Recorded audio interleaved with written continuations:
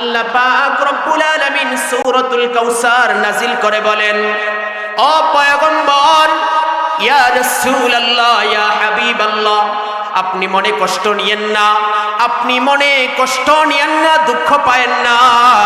আমি আল্লাহ তাআলা আপনাকে সূরাতুল কাউসার আপনার উপর নাজিল করেছি। এই কাউসার রাসূল আকরাম সাল্লাল্লাহু আলাইহি ওয়াসাল্লামের উপর আল্লাহ তাআলা সূরাতুল কাউসার নাজিল করছেন। আল্লাহ পাক রব্বুল আলামিন বলেন, ইন্না আ'তাইনাকাল কাউসার। হে রাসূল, আপনি টেনশন করিয়েন না, আপনি চিন্তা করিয়েন না, আপনি মনের মধ্যে কষ্ট নিয়েন না। নিশ্চয় আমি তোমাকে কাউসার দান করেছি। আল্লাহ তাআলা রাসূলুল্লাহকে কি দান করেছেন বলেন তো দেখি? কাউসার দান করেছেন। আচ্ছা বলেন তো, আমরা কাউসার সম্পর্কে আগে জানছি কি জানছি না? জানছি। আচ্ছা বলেন, রাসূলুল্লাহ সাল্লাল্লাহু আলাইহি ওয়াসাল্লামকে কেন কাউসার দান করেছেন? ওই হাশরের ময়দানে আল্লাহ পাক রব্বুল আলামিন রাসূল আকরাম সাল্লাল্লাহু আলাইহি ওয়াসাল্লামকে কাউসার দান করবেন, কাউসার দান করবেন, যেই কাউসার থেকে তার উম্মতদেরকে রাসূলুল্লাহ সাল্লাল্লাহু আলাইহি ওয়াসাল্লাম কাউসার থেকে পানি তার উম্মতদেরকে পান করাইবেন। সুবহানাল্লাহ।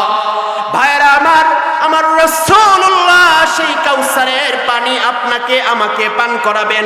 আচ্ছা বলেন তো দেখি, আমি আর আপনি যদি রাসূলের সুন্নাত মানি আর রাসূলের আদর্শ মানি, তাহলেই আমাকে আপনাকে আল্লাহর হাবিব ওই কাউসার থেকে পানি পান করাবেন। আর যদি না মানি তাহলে কি পান করাবেন নাকি? কথা বলেন না, পান করাবেন নাকি?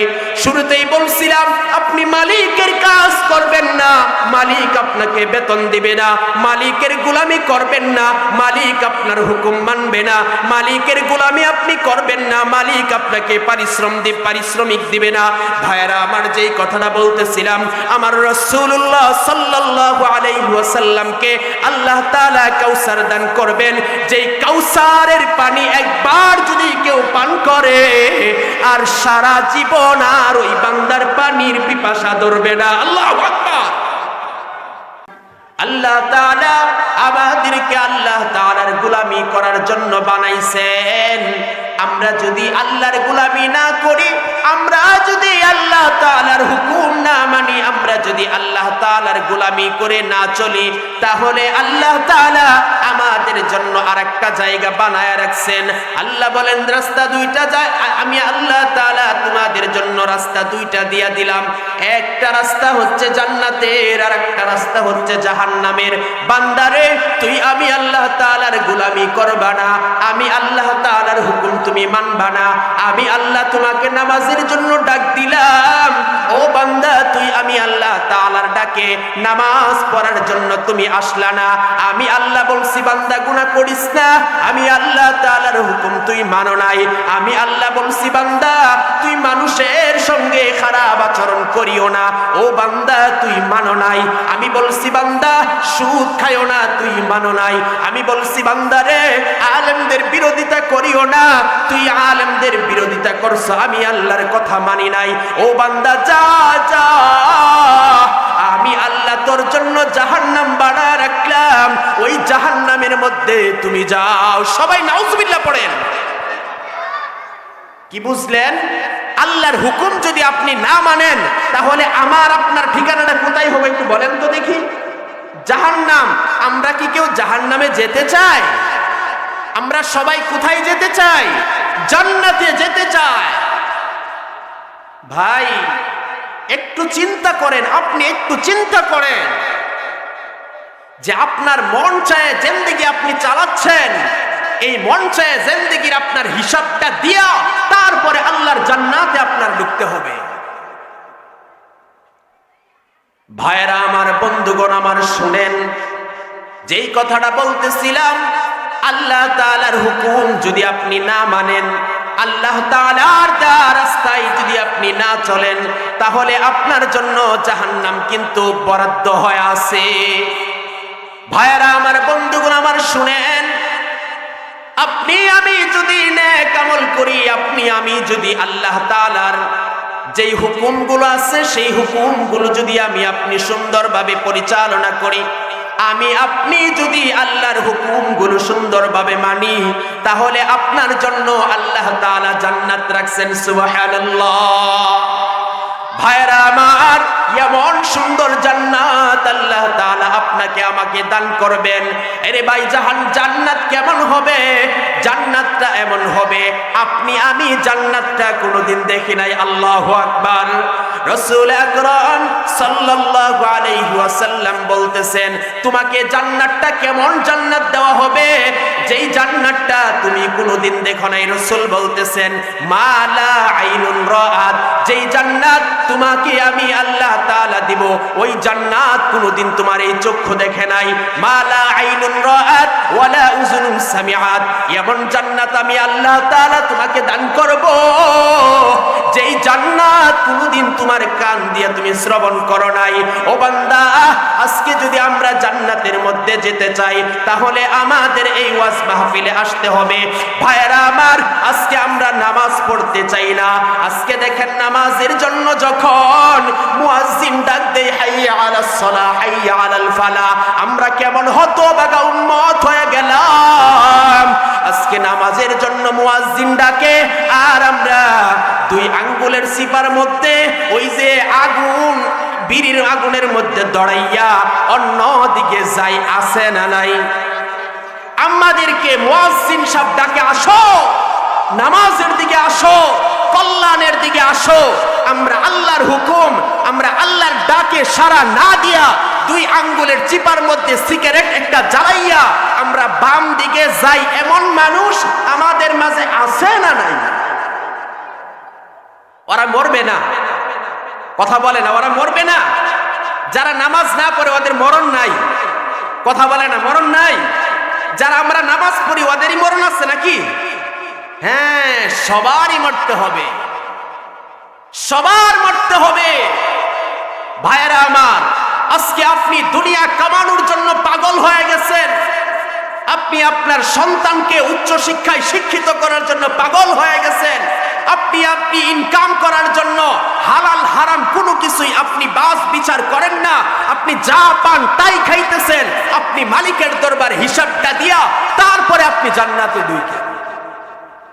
একটু চিন্তা করেন, একটু চিন্তা করেন, আল্লাহ বানাইছেন কেন, আর আমরা কি করতেছি? কি করতেছি আমরা? মনে হয় আমরা গরিব যারা আছি ওরাই মরবো এবং আমাদেরই মনে হয় জান্নাত দরকার। আপনি এত উদাহরণের দরকার নাই। আপনি যদি আল্লাহর হুকুম না মানেন, আর আপনার যদি মরার পর জাহান্নামে যাওয়ার ইচ্ছা থাকে, তাহলে আপনি একটু মোমবাতি হাতের মধ্যে জ্বালাইয়া তারপরে একটু একটা হাতের মধ্যে লাগায় দেখেন কয় মিনিট আপনি মোমবাতির আগুনটা সহ্য করতে পারেন। যদি দেখেন যে আমি মোমবাতির আগুন সহ্য করতে পারি না, তাহলে আপনি বুঝে নেন আপনার ওই জাহান্নাম এর চেয়ে কোটি কোটি কোটি গুণ বড় ভয়ঙ্কর আগুন হবে ওই জাহান্নামে। এই কোটি কোটি গুণ আগুন এর চেয়ে বেশি তাপ হবে ওই জাহান্নামে। একটু সহ্য কইরেন, আপনারা একটু সহ্য কইরেন। আমাদের কথা তো ভালো লাগে না যে হুজুরদের আর খায়া কোনো কাজ নাই, খালি আসো নামাজের দিকে, আসো হালালের দিকে, আসো মাদ্রাসার দিকে, খালি এই কথা। এটা আমার কথা না আল্লাহর কথা? ভাইরা আমার, ওই দিন শুধু আফসোস করে বলতে থাকবেন, ইয়া ওয়াইলাতা লাইতানি লাম আত্তাখিয ফুলানান খলিলা। হায় আফসোস, দুনিয়াতে যদি আমরা আলেমদের কথা মানতাম, দুনিয়াতে যদি আমরা ভালো মানুষের কথা মানতাম, দুনিয়াতে যদি আমরা কোরআনের কথা শুনতাম, দুনিয়াতে যদি আমরা হাদিসের কথা শুনতাম, তাহলে আজকে আমাদের জাহান্নামের মধ্যে যেতে হতো না। ভাই, একটা কথা মনে রাখবেন, আমরা উলামায়ে কেরাম যারা আছি, আমাদের কোনো স্বার্থ নাই। কি স্বার্থটা বলেন তো দেখি? আমাদের স্বার্থ একটাই, আমার একটা কথার দ্বারা, আমার একটা বয়ানের দ্বারা, আমার একটু আলোচনার দ্বারা আমার একটা ভাই যদি নামাজি হয়, আমার একটা ভাই যদি গুনাহ ছাইরা জান্নাতের রাস্তার দিকে আসতে থাকে, আমার একটা ভাই যদি কোরআনী হয়, আমার একটা ভাই যদি নামাজি হয়, আমার এইটাই যথেষ্ট, আমার আর কিছু লাগবে না, আমার আর কিছু লাগবে না, আর কিছুর প্রয়োজন নাই আমার। ভাইরা আমার, যেই কথাটা বলতেছিলাম, আপনাকে আমাকে আল্লাহ এমন জান্নাত দিবে, আপনি যদি নামাজ পড়েন, আল্লাহর হুকুম মানেন, যেই জান্নাত আপনার চোখে দেখে নাই, যেই জান্নাতের ঘ্রাণ কেমন, যেই জান্নাত কেমন, ওইটা আপনার কানেও কোনোদিন শ্রবণ করে নাই, আল্লাহ আপনাকে এমন জান্নাত দান করবে। ভাইরা আমার, আরেকটা কথা আপনাদেরকে বলি, আল্লাহ পাক রব্বুল আলামিন আমাদেরকে দিক নির্দেশনা, পথ প্রদর্শকের জন্য আমাদের জন্য একজনকে পাঠাইছেন, তার নাম হচ্ছে রাসূলুল্লাহ সাল্লাল্লাহু, কথা কয় না দি, সাল্লাল্লাহু আলাইহি ওয়াসাল্লাম। কে দুরূদ পড়লে কি ভাই কষ্ট লাগে নাকি? কষ্ট লাগে? দুরূদ পড়লে সওয়াব না গুনাহ? কথা বলে না, সওয়াব না গুনাহ? শুনেন কি সওয়াব। قال رسول الله صلى الله عليه وسلم من صلى علي واحدة صلى الله عليه عشرة। একবার যদি রাসূলুল্লাহর উপর দুরূদ পাঠ করা হয়, একবার যদি আমার আপনার রাসূলুল্লাহর উপর একবার যদি আমরা দুরূদ পাঠ করি, আল্লাহ পাক রব্বুল আলামিন আপনার আমার আমল নামায় 10 বার দুরূদের পাঠ সওয়াব দান করবেন। সুবহানাল্লাহ। এজন্য ভাই, আমরা এই সমস্ত মাহফিলের মধ্যে কেন আসি? আমরা দুই একটা আমল শিখবো। কি আমল? আমরা উঠতে বসতে, আপনি বসে আছেন, অনর্থক সময় নষ্ট করতেছেন, আপনি পড়েন সাল্লাল্লাহু আলাইহি ওয়াসাল্লাম, সাল্লাল্লাহু আলাইহি ওয়াসাল্লাম। আচ্ছা বলেন তো দেখি, সুবহানাল্লাহ যে ফাঁকে ফাঁকে বলতেছেন, এটা কি সওয়াব হচ্ছে না গুনাহ হচ্ছে? কেমন সওয়াব হচ্ছে শুনান। আল্লাহ পাক রব্বুল আলামিন এই সুবহানাল্লাহর বিনিময়ে আপনাকে এমন সওয়াব দান করবেন।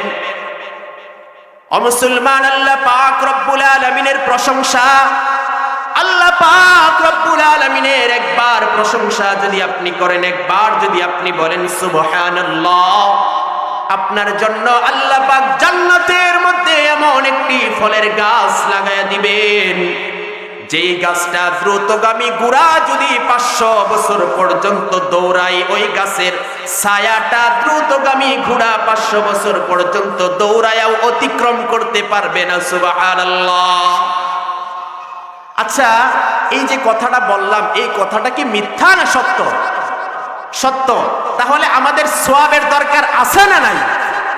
কেন আছে? একবার একটু শুনেন, কেন আছে।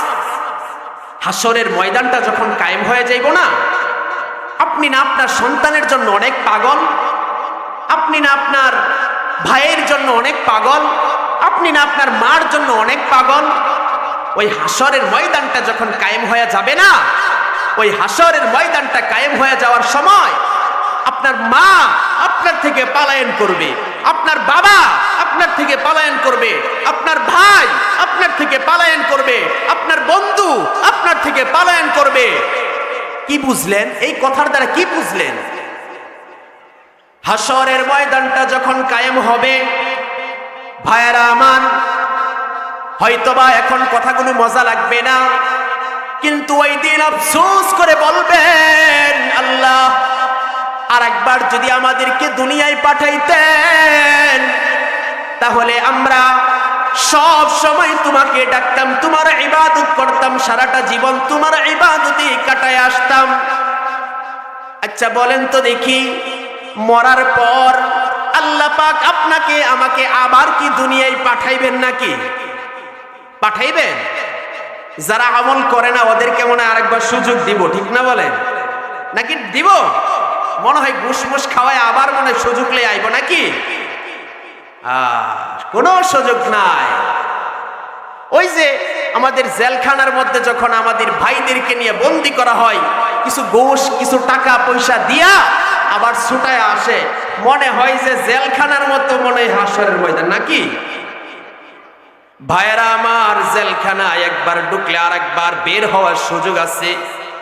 কিন্তু আপনাকে আমাকে যখন আজরাইল আলাইহিস সালাতু ওয়াস সালাম জানটাকে কবজ করে নিয়ে যাবে, জানটাকে কবজ করে নিয়ে যাওয়ার পর যখন আপনি আমি মরে যাব, আচ্ছা বলেন তো দেখি আপনাকে আমাকে আবার সুযোগ দিয়া দুনিয়ায় পাঠাইবেন নাকি? যেই কথাটা বলতেছিলাম ভাইরা আমার, হাসরের ময়দানে আপনার মা আপনাকে চিনবে না, আপনার বাবা আপনাকে চিনবে না, আপনার সন্তান আপনাকে চিনবে না।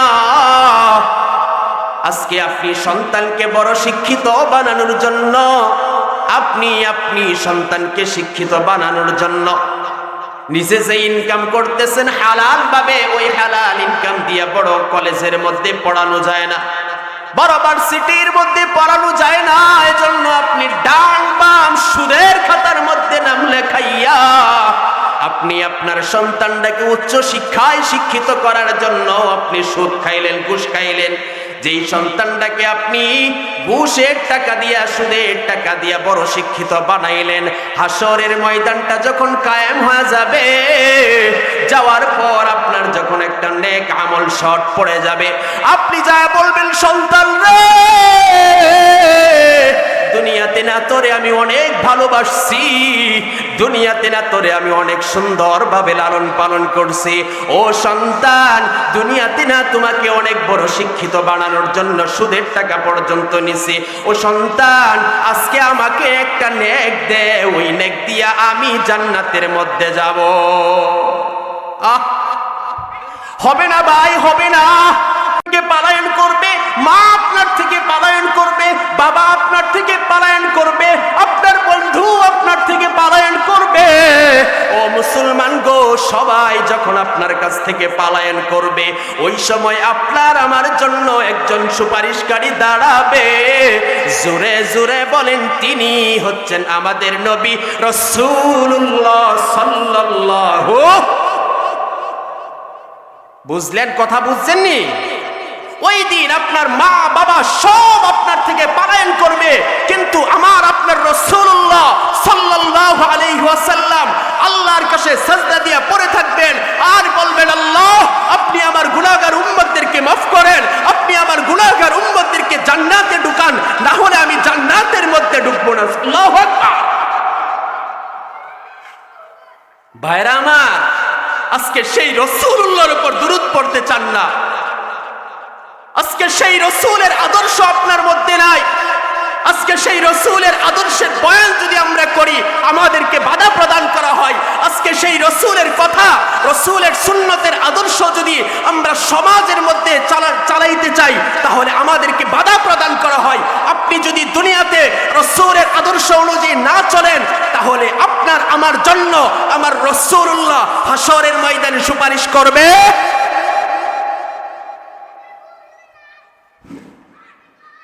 একটু চিন্তা করেন ভাই, জীবনটা আল্লাহ দিছে, এই জীবনটা আমার আল্লাহ দিছে, এই আল্লাহর দেওয়া জীবনটাকে আপনি আল্লাহর পথে কেন পরিচালনা করেন না? কেন করেন না? মরার পর ভাই কেউ আপনার আপন না, কেউ আপন না, কেউ আপন না, কেউ আপন না ভাই। যেই কথাটা বলতেছিলাম, হাসরের ময়দানে আমার রাসূলুল্লাহ আমাদের জন্য শাফিউল মুজনাবিন হিসাবে দাঁড়ায় যাবে। আল্লাহু আকবার। সেই রাসূলের উপর আমরা দুরূদ পড়ব তো ইনশাআল্লাহ। ভাইরা আমার, আমি যেই সূরা আপনাদের সম্মুখে তিলাওয়াত করেছিলাম, সূরাতের নাম হচ্ছে সূরাতুল কাউসার। সূরাতুল কি? কাউসার। সবাই আমার সাথে সাথে পড়েন, আউযু বিল্লাহি মিনাশ শাইতানির রাজীম, বিসমিল্লাহির রহমানির রহিম। ইন্না আ'তাইনাকাল কাউসার ফাসাল্লি লিরাব্বিকা ওয়ানহার ইন্না শানিআকা হুয়াল আবতার। আল্লাহু আকবার। ভাইরা আমার, এই সূরাতুল কাউসার রাসূল আকরাম সাল্লাল্লাহু আলাইহি ওয়াসাল্লামের উপর আল্লাহ তাআলা নাজিল করেছেন। কে নাজিল করেছেন? আল্লাহ তাআলা। কেন নাজিল করেছেন এটা আপনাদের জানার বিষয়। আপনারা জানতে চাননি? চান না? কেন নাজিল করছে এটা জানতে চান তো? আচ্ছা, আমি যে একটা কথা বলছিলাম যে রাসূল আকরাম সাল্লাল্লাহু আলাইহি ওয়াসাল্লাম আমাদের জন্য হাসরের ময়দানে শাফিউল মুজনাবিন হিসাবে দাঁড়াবে। আচ্ছা বলেন তো দেখি, আপনি যদি আমার প্রশংসা না করেন, আপনি যদি আমাকে না মানেন, আপনি যদি আমার কথা না শোনেন, তাহলে কি আমি আপনাকে সহযোগিতা করব? বলেন তো দেখি, সহযোগিতা করব? আচ্ছা, একটা সন্তান, দুনিয়াতে তো মা সবচেয়ে সন্তানকে বেশি ভালোবাসে না? একটু আমার দিকে তাকান ভাই। দুনিয়াতে সন্তানকে সবচেয়ে বেশি ভালোবাসে কে? মা। কে বাসে? মা, বাবা। মায়ের কথা যদি সন্তান না মানে, বাবার কথা যদি সন্তান না মানে, তাহলে এই সন্তানটাকে এক পর্যায়ে তেজ্য পুত্র করে দেয় না? দেয়নি? দেয় না? দেয়। কেন দেয়? ওই যে না কথা মানার কারণে। কথা কি? না মানার কারণে। এজন্যই সন্তানটাকে তেজ্য পুত্র করে দেয়। এখন শুনেন, আমরা যদি রাসূলুল্লাহর আদর্শ না মানি, আমরা যদি রাসূলুল্লাহর সুন্নাত না মানি, আমরা যদি রাসূলুল্লাহর দেখানো পথে না চলি, তাহলে কি এই রাসূল আমাদের জন্য ওই হাসরের ময়দানে শাফিউল মুজনাবিন হিসাবে দাঁড়াবে? দাঁড়াবেনি? হাসরের ময়দানে কি ঘুষ চলে নাকি? চলেনি? আহা, দুনিয়াতে দেখেন না, কোন একটা জামেলাত পড়ে গেলে দেও, নিচে দিয়ে দাও 3 লাখ 5 লাখ, যাও কাম সেরে গেছে। আছে না নাই? হাসরের ময়দানে দিয়েন, দেখ মনে কিরকম ক্ষমতা আপনার। ক্ষমতার জোরে না দুনিয়াতে অনেক কিছু করতেছেন আপনারা। ক্ষমতার জোরে না একজনকে আরেকজনে মারেন, একজন আরেকজনকে হত্যা করেন, একজন আরেকজনকে গালি দেন। এগুলো তো সব ক্ষমতার জোরে। ওই দিন ক্ষমতাটা দেখায়। ভাইরা আমার, সূরাতুল কাউসার আল্লাহ পাক রব্বুল আলামিন কেন নাজিল করেছেন এই কথাটা বলে আপনাদেরকে একটা জিনিস, এখান থেকে একটা মেসেজ আপনারা নিয়ে যেতে পারবেন। আচ্ছা দেখেন তো, আমাদের মাঝে মাঝে মধ্যে রাসূলুল্লাহকে ব্যঙ্গ করে না করে না? রাসূলকে গালি দেয় কি দেয় না? দেয়। রাসূলকে যে গালি দেয় আর সেই গালির প্রতিবাদ যদি আপনি আমি না করি, তাহলে ওই রাসূল কি আমার আপনার জন্য ওই দিন শাফিউল মুজনাবিন হিসাবে দাঁড়াবে? কেন দাঁড়াবে না? আপনি আমি যদি দুনিয়াতে আল্লাহর হাবিবের পক্ষে না থাকি, আপনি আমি যদি দুনিয়াতে আল্লাহর রাসূলের পক্ষে না থাকি, আপনি আমি যদি দুনিয়াতে রাসূলুল্লাহর গুণগান না গাই, তাহলে আমার রাসূলুল্লাহ ওই দিন আপনার আমাকে সহযোগিতা করবে না। দেখেন, রাসূল আকরাম সাল্লাল্লাহু আলাইহি ওয়াসাল্লামকে কাফের বেঈমানরা অনেক গালি দিত। কাফের বেঈমানরা অনেক গালি দিত। সেই গালির জবাবে আমার রাসূলুল্লাহ সাল্লাল্লাহু আলাইহি ওয়াসাল্লামের উপর আল্লাহ তাআলা সূরাতুল কাউসার নাযিল করেছেন। এজন্য রাসূল আকরাম সাল্লাল্লাহু আলাইহি ওয়াসাল্লামকে একবার এক ইহুদি আস ইবনে ওয়াইল সহ এবং বিভিন্ন কাফেরেরা রাসূলুল্লাহ সাল্লাল্লাহু আলাইহি ওয়াসাল্লামকে বলতেছেন, মুহাম্মদ হচ্ছে লেসকাটা, মুহাম্মদের বংশধর এই জমিনের মধ্যে থাকবে না। আমরা একটা বিষয় আগে জেনে নেই, রাসূলুল্লাহ সাল্লাল্লাহু আলাইহি ওয়াসাল্লামের যত সন্তান আসছিল, তার মধ্যে ছেলে সন্তানও আমার রাসূলুল্লাহর আসছিল কি আসছিল না? আসছিল। আমার রাসূলুল্লাহ সাল্লাল্লাহু আলাইহি ওয়াসাল্লামের ছেলেও দুনিয়াতে আসছিল, কিন্তু আমার রাসূলুল্লাহর ছেলেদেরকে আল্লাহ তাআলা জমিনের মধ্যে রাখেন নাই। সাধারণত আমরা জানি, সাধারণত আমরা একটা বিষয় বুঝে নেই, যেমন আমরা বলি যে দুনিয়াতে কারো যদি ছেলে সন্তান দুনিয়াতে না থাকে, কারো যদি ছেলে সন্তান দুনিয়াতে কারো না থাকে, তাহলে মনে হয় ওর বংশধর দুনিয়াতে আর থাকবে না। এমন একটা ধারণা আমাদের মাঝে আছে না নাই? আমরা মনে করি যে এক ভাইয়ের যদি ছেলে সন্তান না থাকে তাহলে হয়তোবা ওর বংশধরটা আর দুনিয়ার মধ্যে থাকবে না। সাধারণত আমরা এটাই জানি। ঠিক রাসূল আকরাম সাল্লাল্লাহু আলাইহি ওয়াসাল্লামকে মক্কার কাফেরেরা আস ইবনে ওয়াইল সহ বিভিন্ন কাফের কুফফারেরা রাসূলুল্লাহকে এভাবে গালি দিত আর বলতো, ও মুহাম্মদ, তোমার তো কোনো ছেলে সন্তান নাই, তোমার ছেলে সন্তান যদিও দুনিয়াতে আসছিল কিন্তু আল্লাহ তাআলা তোমার আল্লাহ নিয়ে গেছে, এই জন্য তো তোমার আর দুনিয়াতে কোনো বংশধর চালু থাকবে না। তখন রাসূলুল্লাহ সাল্লাল্লাহু আলাইহি ওয়াসাল্লামকে আল্লাহ তাআলা সান্ত্বনার বাণী শোনায় বলতেছেন, ও পয়গম্বর, ও মুহাম্মদ, আপনি মনে কষ্ট নিয়েন না, আপনি মনে কষ্ট নিয়ে আপনি ব্যথায় ব্যথিত হয়েন না। আপনাকে আমি আল্লাহ তাআলা এমন ভাবে সান্ত্বনা দিব, এই কাফের বেঈমানেরা শুধু আপনার দিকে তাকায় থাকবে। আল্লাহু আকবার। রাসূলুল্লাহকে আল্লাহ তাআলা সান্ত্বনা হিসেবে বলতেছেন, ও পয়গম্বর, ও মুহাম্মদ, আপনি তখন রাসূলুল্লাহ সাল্লাল্লাহু আলাইহি ওয়াসাল্লামকে সান্ত্বনা স্বরূপ আল্লাহ তাআলা রাসূলুল্লাহর উপর সূরাতুল কাউসার নাজিল করেছেন। আল্লাহু আকবার। ভাইরা আমার, রাসূল আকরাম সাল্লাল্লাহু আলাইহি ওয়াসাল্লামকে সান্ত্বনা হিসেবে আল্লাহ পাক রব্বুল আলামিন সূরাতুল কাউসার নাজিল করে বলেন, ও পয়গম্বর, ইয়া রাসূলুল্লাহ, ইয়া হাবিবাল্লাহ, আপনি মনে কষ্ট নিয়েন না, আপনি মনে কষ্ট নিয়েন না, দুঃখ পায়েন না। আমি আল্লাহ তাআলা আপনাকে সূরাতুল কাউসার আপনার উপর নাজিল করেছি।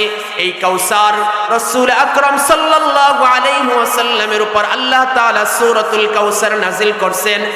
আল্লাহ পাক রব্বুল আলামিন বলেন, ইন্না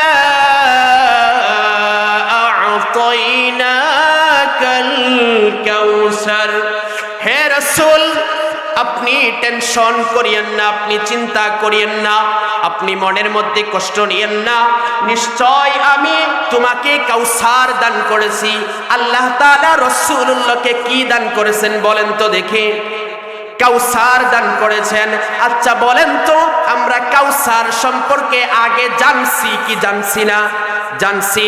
আচ্ছা বলেন, রাসূলুল্লাহ সাল্লাল্লাহু আলাইহি ওয়াসাল্লামকে কেন কাউসার দান করেছেন?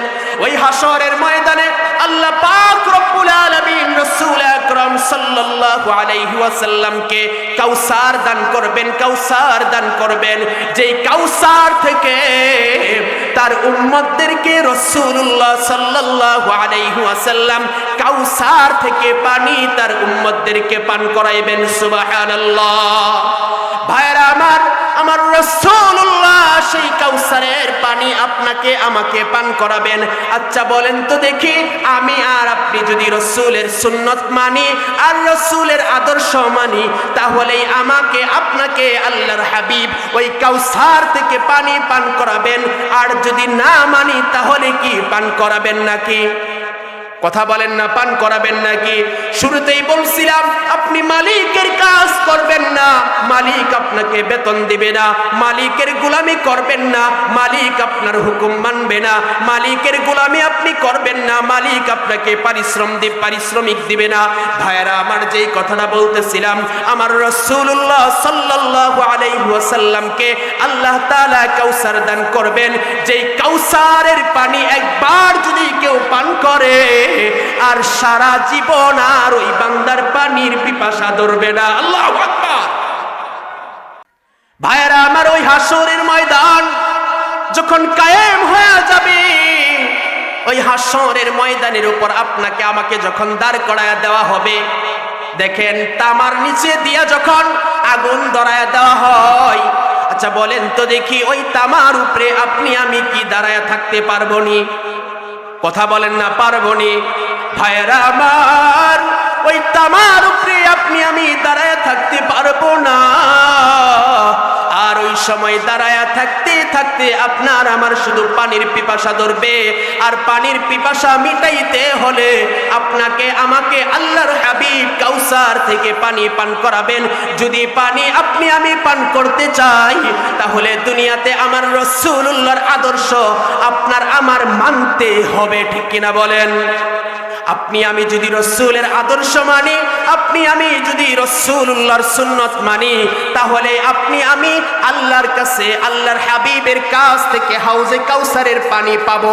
আর যদি না মানি, তাহলে আপনি দুনিয়াতে যত দিনই থাকেন, দুনিয়াতে যতই হায়াত পান না কেন, আপনার হায়াত শেষ হয়ে গেলে আপনাকে আমাকে যখন হাসরের ময়দানে উঠানো হবে, তখন আল্লাহর হাবিব আপনাকে আমাকে হাউজে কাউসারের পানি পান করাবেন না।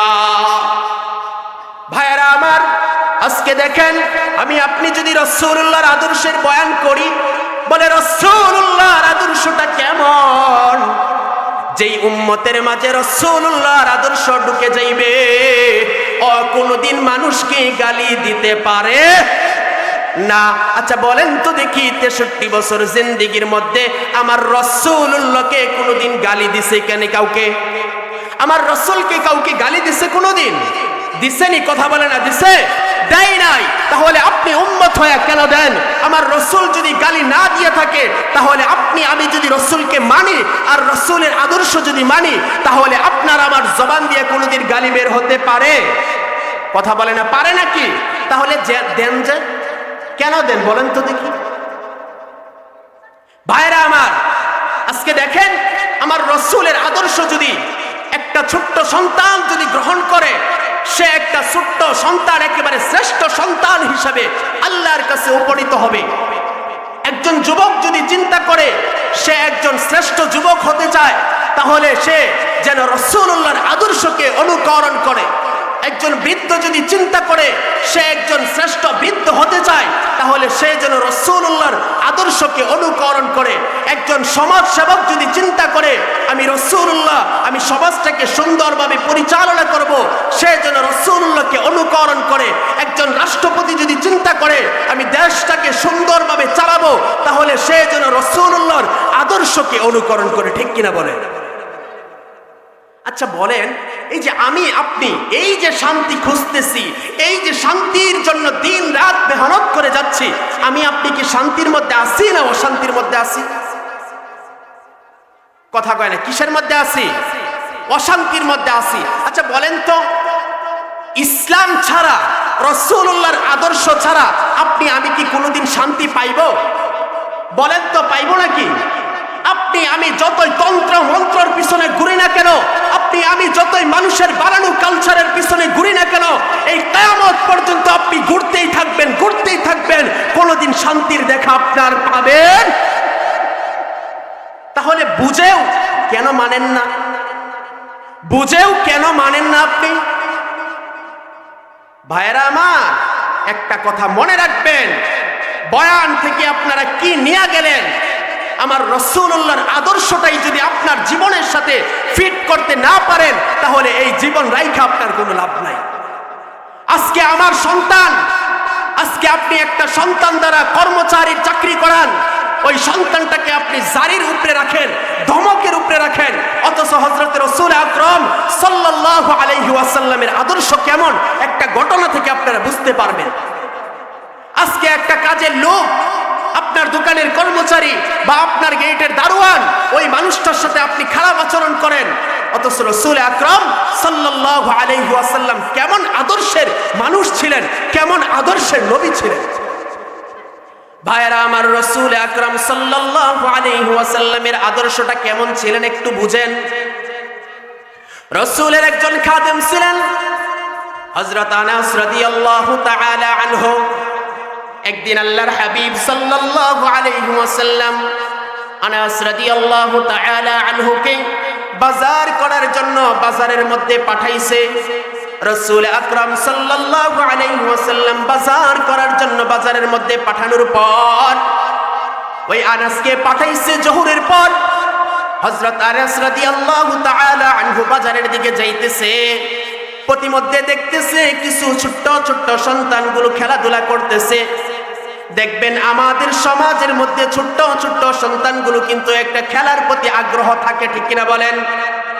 ওই সন্তান হযরত আনাস রাদিয়াল্লাহু আনহু যাইতেছে, প্রতিমধ্যে দেখতেছে কিছু পোলাপান খেলাধুলা করতেছে। হযরত আনাস ছোট্ট মানুষ, হযরত আনাস রাদিয়াল্লাহু তাআলা আনহু ওদের সঙ্গে খেলার মধ্যে মুগ্ধ হয়ে গেছে, খেলার মধ্যে মত্ত হয়ে গেছে। কিন্তু হযরত আনাস রাদিয়াল্লাহু আনহুর মাথার মধ্যে কেমন জানি চিন্তাই নাই। সে যেন ভুলেই গিয়েছে আমার রাসূলুল্লাহ আমাকে বাজারের জন্য পাঠাইছেন। সে ভুলে গিয়ে ওই ছোট্ট ছোট্ট সন্তানদের সঙ্গে খেলার মধ্যে মেতে গেছেন। কিছুক্ষণ পর আল্লাহর হাবিব সাল্লাল্লাহু আলাইহি ওয়াসাল্লাম চিন্তার মধ্যে পড়ে গেছেন। আরে ছোট্ট সন্তানটাকে বাজারের মধ্যে পাঠাইলাম, ওই সন্তানটা কোথায় জানি গিয়ে হারায় গেল নাকি একটু দেখি তো। তখন রাসূল আকরাম সাল্লাল্লাহু আলাইহি ওয়াসাল্লাম ঠিক ওই পথ ধরে বাজারের দিকে যাচ্ছিলেন। প্রতিমধ্যে দেখতেছে ছোট্ট ছোট্ট অনেক সন্তানগুলো খেলাধুলা করতেছে। আল্লাহর হাবিব দেখতেছে ওই যে দেখা যায় আনাস ওদের সঙ্গেও খেলাধুলা করতেছেন। আল্লাহু আকবার। রাসূল আকরাম সাল্লাল্লাহু আলাইহি ওয়াসাল্লাম দেখতেছে ওই ছোট্ট ছোট্ট সন্তানদের সঙ্গে হযরত আনাসও খেলাধুলা করতেছে। হযরত আনাস রাদিয়াল্লাহু আনহু খেলাধুলা করতেছে, আল্লাহর হাবিব কিন্তু ডাক দেয় নাই। দেখেন আল্লাহর হাবিবের দিলটা কেমন নরম, আল্লাহর হাবিবের দিলটা কেমন জানি মানুষের প্রতি কেমন জানি উদার। আল্লাহর হাবিব সাল্লাল্লাহু আলাইহি ওয়াসাল্লাম দেখতেছে খেলাধুলা করতেছে। আল্লাহর হাবিবও ওই যে জনগণ যারা খেলা দেখতেছে ওদের সঙ্গে দুইটা হাত এভাবে দিয়া আল্লাহর হাবিবও খেলাধুলা দেখতেছেন। আল্লাহু আকবার। রাসূল আকরাম সাল্লাল্লাহু আলাইহি ওয়াসাল্লাম খেলাধুলা দেখতেছে। হঠাৎ করে আনাস রাদিয়াল্লাহু আনহু এর চোখ এবং আল্লাহর হাবিবের চোখ এক হয়ে গেছে। এক হইতেই আনাস রাদিয়াল্লাহু আনহু এর মাথার মধ্যে একটা চিন্তা চলে আসছে, হাই হাই, আমাকে কখন বাজার করে নেওয়ার জন্য পাঠাইছিল, আমি তো এখনো বাজার করতে পারি নাই। এখন তো আমাকে মনে হয় অনেক মার দূর করবে, অনেক ধমক দিবে। অথচ আল্লাহর হাবিব বলতেছেন, আনাস রে, ও আনাস, তুমি যে খেলাধুলা করতেছো তুমি খেলতে থাকো, যখন তোমার খেলাধুলা শেষ হবে তখন তুমি আমার বাজার নিয়ে বাড়িতে যাও। আল্লাহু আকবার। দেখছেন নি আমার রাসূলের আদর্শটা কেমন। আল্লাহর হাবিব যদি ইচ্ছা করতো ওই ছোট্ট আনাসকে অনেক গালাগালি করতে পারতো, মার দূর করতে পারতো, কিন্তু করেন নাই। বরং সারা বলছে, আনাস তুই খেলাধুলা শেষ করো, তারপরে তুমি বাজার নিয়ে যাও। এই ছিল আমার রাসূলুল্লাহর আদর্শ। ভাইরা আমার, আজকে আমরা কত মানুষকে আঘাত করি, আজকে আমরা কত মানুষকে গালিগালাজ করি, আজকে আমরা কত মানুষের হক মাইরা খাই। ভাইরা আমার, একবার কি মরার আগে আপনি বলছেন নি, ও ভাইরা আমার, আমি তোমাদের সঙ্গে অনেক দিন চলছি, আমি তোমাদের কাছ থেকে অনেক কিছু নিয়েছি, টাকা পয়সা ধার নিয়েছি, অনেক অপরাধ অন্যায় করেছি, আচ্ছা তোমরা আমাকে একটু মাফ করে দাও, এবং তোমরা কে আমার কাছে কি পাও ওই পাওনাটা তোমরা বুঝে নাও। এমন কথা আমরা কোনোদিন কাউকে মরার আগে বলছি নাকি? ও ভাই, বলছি। ছোট্ট ঘটনা দিয়ে শেষ করে দেব। ওই দিন আমার আল্লাহর হাবিব সাল্লাল্লাহু আলাইহি ওয়াসাল্লাম একদিন সাহাবায়ে কেরামদের সঙ্গে মসজিদের মধ্যে বসে আছে। বসে থাকা অবস্থায় সাহাবায়ে কেরামদেরকে বলতেছেন, ও সাহাবায়ে কেরামেরা, মানুষ যেই হারে মরা শুরু হয়েছে, না জানি আমি কোন দিন চলে যাই, হয়তোবা আমার কোন দিন মৃত্যুর পরোয়ানা জারি হয়ে যায়, হয়তোবা আমি কোন দিন আল্লাহর কাছে চলে যাই। আচ্ছা বলো তো সাহাবায়ে কেরামেরা, তোমরা কি আমার কাছে কোনো পাওনা পাও কিনা? আমার কাছে কেউ কোনো কিছু পাও কিনা? দেখেন আল্লাহর হাবিব সাল্লাল্লাহু আলাইহি ওয়াসাল্লাম বলতেছেন, ভাই সাহাবায়ে কেরামেরা, তোমরা কি আমার কাছে কোনো কিছু পাও কিনা?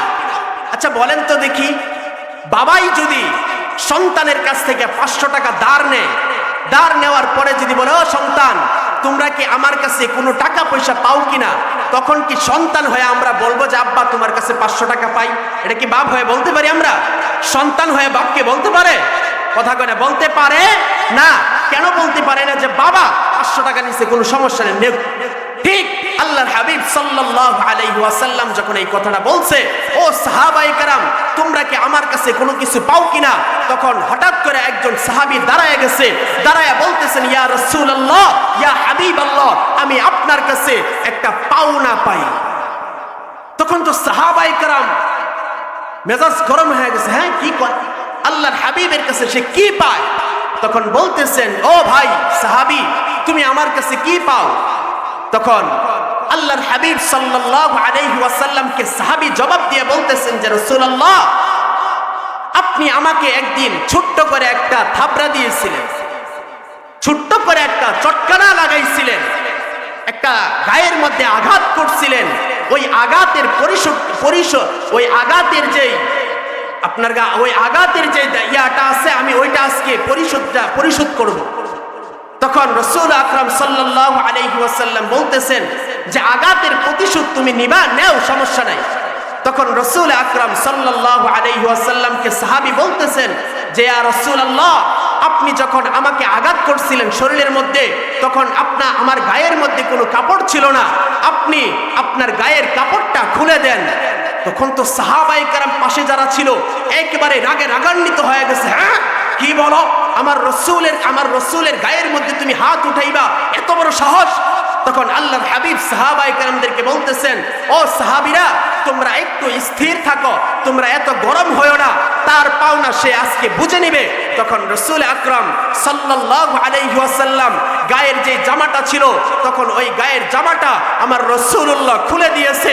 খুলে দেওয়ার সঙ্গে সঙ্গে ওই সাহাবী হযরত রাসূল আকরাম সাল্লাল্লাহু আলাইহি ওয়াসাল্লামের ওই গায়ের নিচে যেই মোহরে নবুয়তটা ছিল, ওই গায়ের নিচের মোহরে নবুয়তটার মধ্যে চুমু খেয়ে আল্লাহু আকবার। কেমন দেখছেন সাহাবীর কি বুদ্ধি!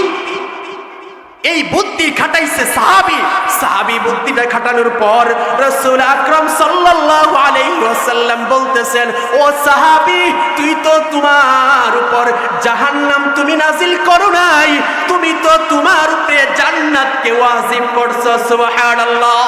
ভাইরা আমার, আজকে রাসূলুল্লাহর মোহরে নবুয়তের চুমু খাওয়ার কারণে সাহাবায়ে কেরামরা জান্নাতি হয়ে গেছে।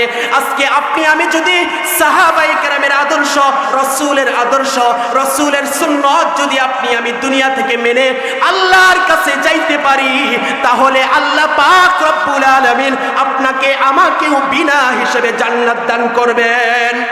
ভাইরা আমার, এই যে দেখেন মাদ্রাসা, এই মাদ্রাসার মধ্যে কোরআন হাদিস শিক্ষা দেওয়া হয়। আচ্ছা বলেন তো দেখি, কোরআন নাজিল করছে কে? আল্লাহ। কে নাজিল করছে? আল্লাহ পাক রব্বুল আলামিন কোরআন নাজিল করছেন। ওই কোরআন অনুযায়ী চলতে বলছেন কে? আল্লাহ। ওই কোরআনের শিক্ষাটাই কিন্তু মাদ্রাসায় দেওয়া হয়। আপনার সন্তানকে যদি আপনি কোরআনের শিক্ষায় শিক্ষিত করেন, আপনার মেয়েটাকে যদি আপনি কোরআনের শিক্ষায় শিক্ষিত করেন, আপনার ঘরের মধ্যে যদি কোরআনের আওয়াজ জারি করেন, তাহলে মনে রাখবেন আপনার ঘরের মধ্যে শান্তি আসবে। ওই সন্তান দিয়ে আপনি শান্তি পাইবেন। যেই সন্তানটা কোরআন মানবে, ওই সন্তান দিয়ে আপনি শান্তি পাইবেন। যেই মেয়েটা কোরআন মানবে, ওই মেয়েটা দিয়ে আপনি শান্তি পাইবেন। আর আপনি যদি চিন্তা করেন আমি তন্ত্র মন্ত্র দুনিয়ার বানানো কালচারে আমার সন্তানগুলোকে পরিচালিত করব, আপনি কশিন কালেও শান্তির মুখ দেখবেন না। আপনি আমি যদি শান্তির মুখ দেখতে চাই, আপনার দল মত নির্বিশেষে আমাদের সবার কিন্তু কোরআনটা গ্রহণ করতে, কথা কয় না, কি গ্রহণ করতে হবে? কোরআন আপনার গ্রহণ করতে হবে। ভাইয়েরা আমার, এই কোরআনের শিক্ষাই মাদ্রাসায় শিক্ষা দেওয়া হয়। অতএব আপনার নাতি, আপনার সন্তান, আপনার মেয়ের সন্তান যারাই আছে, প্রতিবেশী যারাই আছে, এই সমস্ত সন্তানগুলোকে আপনি কোরআনের শিক্ষায় শিক্ষিত করবেননি।